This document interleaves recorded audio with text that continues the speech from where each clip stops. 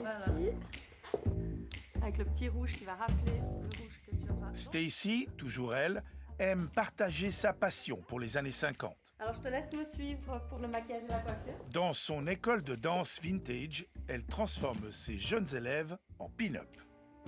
Une pin-up, c'est une femme qui assume sa féminité, qui assume ce qu'elle est.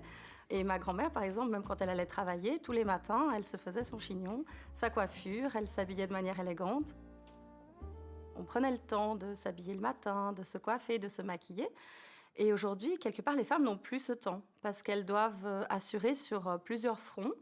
Et il y a aussi une accélération. J'ai l'impression que le temps passe beaucoup plus vite aujourd'hui que dans les années 50. Les yeux vers le spot. Voilà, la tête plutôt vers le spot. Voilà, et les yeux vers nous. Parfait. On pourrait penser que les pin-up ou les femmes des années 50, c'était assez des femmes soumises ou des femmes objets, je dirais. Et moi, je trouve que c'est justement le contraire du fait qu'elles jouent de cette féminité. Je trouve que ça leur donne encore plus de la force. On leur doit beaucoup, je pense. Mon avis. Ouais.